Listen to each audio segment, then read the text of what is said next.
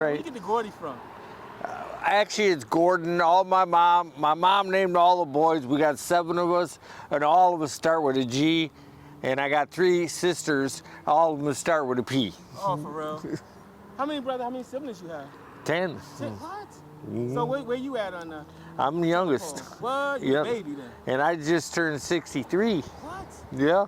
Dad, for real? For real. That's what's up. Well, hey, you still here? You on this side? You know? Hey, God loves me. That's it. Yeah. So tell me about yourself and where you from and stuff. I'm from St. Paul, Minnesota.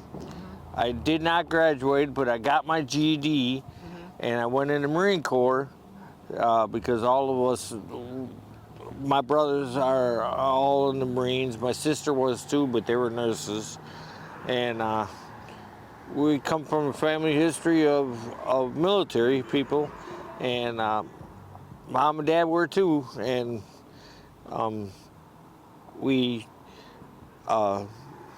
I loved the military because it gave me a chance to experience new things, go new places, and meet new things. And it made me a lot tougher. And that's funny you say that because me, like I told you earlier, thank you for your service. And I know for me, it built a lot for me, especially from where I'm from. But again, I mean, even with that being said, what brought you from Minnesota though? St. Paul, Minnesota, the capital. The capital. Is that the Twin Cities? Yeah, that's part of Twin Cities? St. Paul, Minnesota, Twin Cities, yeah. Okay. So what brought you from there though? I went on the carnival. I was on the carnival for 4 years, and I met this girl that she joined up the carnival, and they didn't have no other place for her to sleep. So I let her sleep in the trailer where I was at, and one thing led to another. And oh, we already know. I'm breaking the thunder.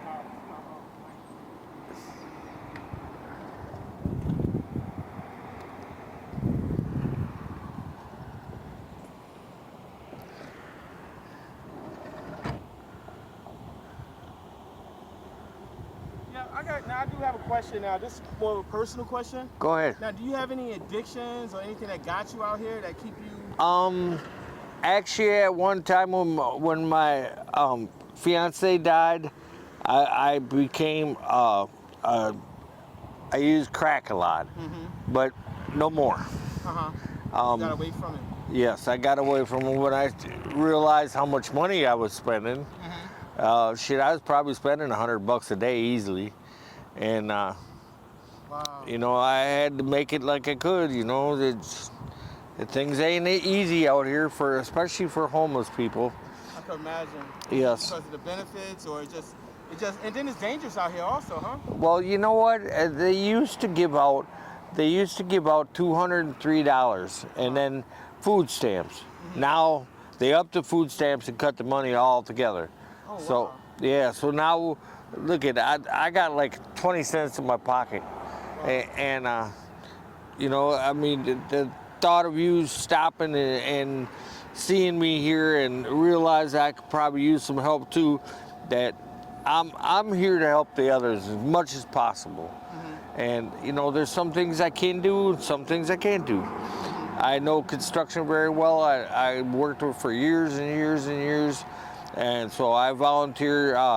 We got what's called a resource center down here, where they feed the homeless people, and it's only on Monday through Friday, but it's at lunchtime, and they let you take showers, they let you wash clothes and that kind of stuff.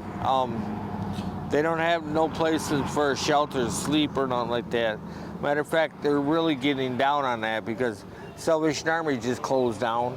Who's that? The Salvation Army? Yeah, I heard about it. It's probably due to funding, huh? Well, they say they're running out of money, but I don't believe that for the life of me. The Salvation Army is worldwide, and they got so much stuff coming in. No. I think their funds are going in some of their pockets too. I don't know. I wouldn't be surprised though, right? I wouldn't either. I grew up with Salvation Army. It was only a block away from my mom and dad's house.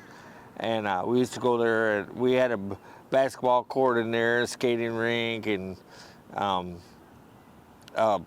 pool room where you go shoot pool and play ping pong and you know, all that fun stuff. So it was just basically to keep us off the streets because of all the crime that was going on and everything like that. So they made activity centers so you could go. Okay. That's good to hear. Now I'm gonna pause right now. Okay. Okay, let me get the thing, and we're gonna get started again. These questions more or less gonna be more your. Go for it. Yeah. I'm not afraid to admit nothing. Yeah. Shit. That's how it starts too, man. Self-reflection. You know what I mean? So what does your typical day look like for right now? Well, I'm usually awake by like 7:30. So they have a place which is called Isn't Much up here where you can go eat breakfast.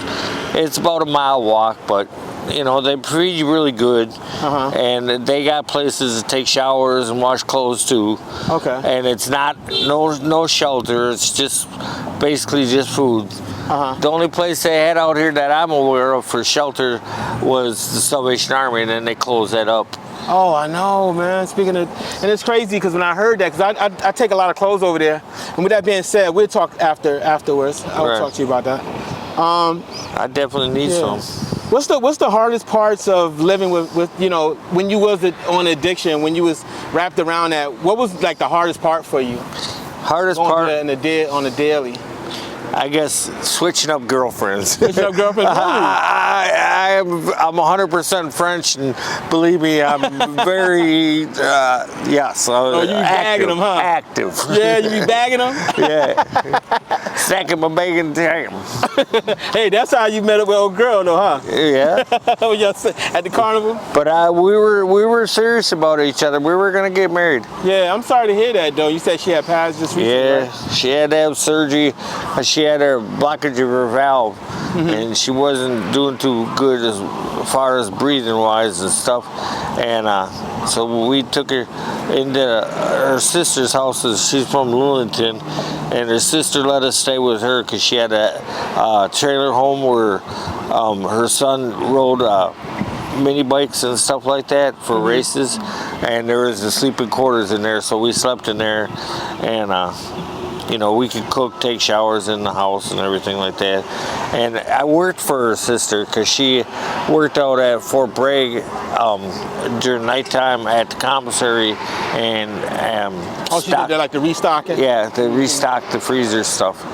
And I worked for her for like about 4 months before Tina was strong enough, that was my girl's name, before she was strong enough to go through surgery. I come home from work and my bags are sitting outside. There's a note attached to it saying Tina died. Wow. And you gotta go. And she owed me over $700. Are you serious? And so she just kind of threw you away, just like yeah. Yeah. Oh, I called the sheriff's department and everything, and they came out and they said they couldn't do nothing. That was a domestic thing. Was like a civil? Take it to court, and they took me into town, and I stayed at the Salvation Army when it was open. And oh, that's sad, yo. That's crazy. And all the stuff you did for her sister. I know. And she knew. Yeah, and she knew it. Well, her boyfriend was addicted to pills. For real. Yeah. So. So she had some personal issues too. Right. I can't say that's right or wrong. Yeah. I mean, I don't like judging people because, you know what, we all have faults and we all have good points too. But, it's just, I take day at a time. That's good to hear that you said that you don't judge, especially when you in I guess you were in a place that you seem like you're being judged all the time. Oh yes. When you sleep in shelters and stuff like that, you got to be in there by 7 o'clock, and you got to be able to take a shower every day, and it's more of a hassle than it is to comfort. Really, that's what I heard too. It kind of makes you don't want to go there. Well. When it's wintertime, you want to go. Yeah, you definitely want to get somewhere where it's kind of warmer. Well, I've been outside now for the last 3 winters, and I got like 3 sleeping bags and a big old quilt and a few blankets, and I sleep on the ground on a couple of sleeping bags, and I wrap up, and I got pillows, and I'm comfortable to a certain point. To a certain point, though. Yeah, and I'm still outside. Somebody can come by and try to attack me anytime. Nobody has. And that's another thing too. You think you're very vulnerable out there, to either get your stuff stolen. Oh, I've had that happen a lot. Really? Yes, I've had people come and pretty much took everything I had, pretty much. Wow. And right now I got 2 sets of clothes. That's all I have. Really? Okay. But yeah, definitely. Like I said, we'll talk about it, especially afterwards. During that, I got one more regarding like when you had that addiction. How did that affect like any family members or your family? But you said you don't really have nobody around. Huh? My family is all from Minnesota. Yeah. My kids are from Minnesota. Okay. And they pretty much just deserted me. Really? When Tina had to have surgery, I brought her home to her family here because I wanted her to be comfortable. We're surroundings, and I could only talk to my family so much on the phone, and they came and see me once or twice, but there was more of a inconvenience because I was away from them. Because you're away from them. Right. What about your connections with your children now? Is it still because of it's hard to get in touch with them, or is it? I don't know. Mom took them away, and I don't know where they're at. Yeah. Oh, but but they probably grown as. Oh yeah, my oldest is 26. Okay. And my second oldest just turned 23, and my third oldest is just still kind of young. He's just 11. Oh, okay. Oh, wow. So, but they're all by the same mama. Yeah. Yep. Wow. I got a question. Was there a specific moment when you realized at the time that drugs like just taking over your life? Oh yes, there definitely was. When I woke up, matter of fact, more than once. Mm-hmm. I woke up a few mornings when I know that when I went to sleep, I had money on me. I wake up and I'm broke. Wow. And it's like, it's crazy. Mm-hmm. Sometimes you can get to these places out here that got something to eat, but on the weekends, there's nothing open. Yeah. It's all Monday through Friday stuff. Oh, so everything. So on the weekend, you pretty much just trying to figure it out. Yeah. You got to stock up a little bit. Uh huh. I got some canned foods that people gave me, with soup and maybe some spaghettios. It's not things I really like, but they're gonna keep you put something in your stomach. Right. So they don't really have. I guess the majority, if they do have something on the weekend, it's mostly like something not affiliated to the state or city. It's more somebody just coming out. Yeah. Churches and stuff coming out. Churches come around probably a couple times a month. Yeah. They feed over here at this empty lot right here. Well, now it's open, but it was empty. Uh huh. And they used to feed out here. There's still places that do feed. Uh huh. I say, if you go hungry in Fayetteville, you don't know what to do. Really? Yeah. So there is a lot of as far as food and stuff like that. It's a lot of places that you should be able to. Monday through Friday. Monday through Friday. Weekends is kind of shady though. Really. Yeah. On the weekends, I honest to God, and I'm truthful. Sometimes I'll have to go sit down by McDonald's and ask somebody. Yeah, just get some on the weekend. Yeah. Wow.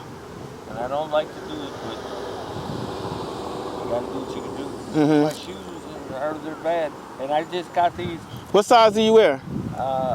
Like an 8.5, 9? These are 13s. You wear 13s? Good Lord. I only wear 12, but I like them because I slip in and out of them. Yeah. All right. I mean, like I said, I wear size 9. My bad. Y'all supposed to hear this on the radio, but I wear size 9. Ain't neither. But I definitely, like I said, we'll talk about it afterwards. What keeps you going on your toughest days? When you really, what keeps you going? Friends. Friends? That came by Yeah. a while ago. by where I live. Mm-hmm. Nothing fancy. We're outside. I'm over here on this side of the woods, and he's on that side. You know, Y'all pretty much look out for each other and we to definitely do that. yeah. I bet that and it goes back to your military. Was he in the military too? I'm not. He says he was in the reserve. Yeah. Honestly, if I ask him a couple things, he doesn't. He might be something else. He doesn't know how to answer. Yeah.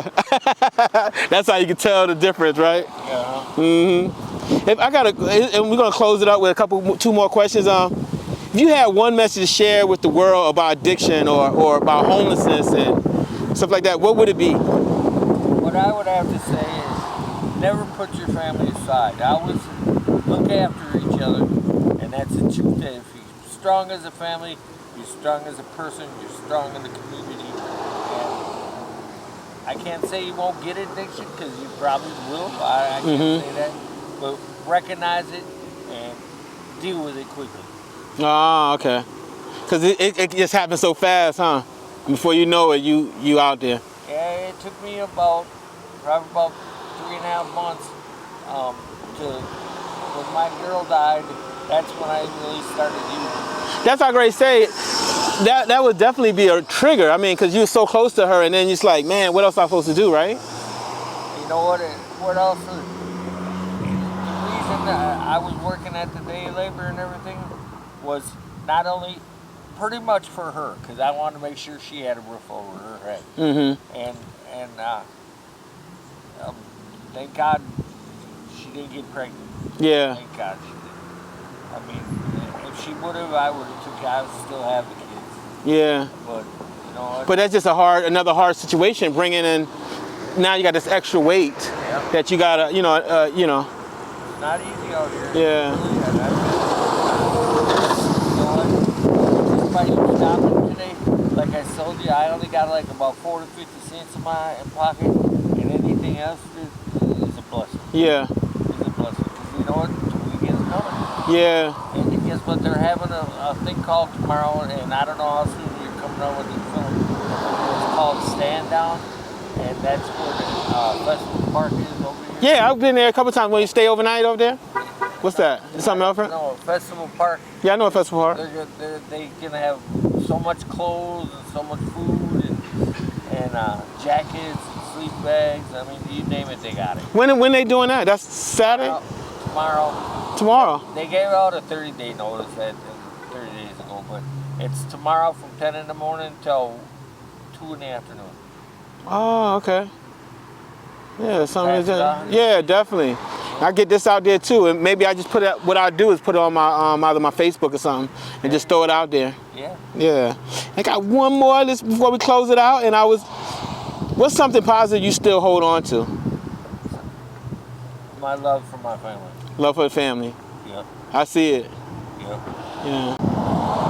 Okay, I want to go back to it. So, what's something positive you still hold on to? And my family. Mm-hmm. You know what? As much as hard times that we went through, the worst comes from worse. I only have 3 other brothers beside me now. The other ones died, but I really believe that they'd be there. Yeah. Yeah. Wow, man, that's crazy. So getting back to that. So you still having survival? So some siblings that's still here? Oh, not in the state. But they all still in Minnesota. Yeah. Gotcha. Wow. Yeah.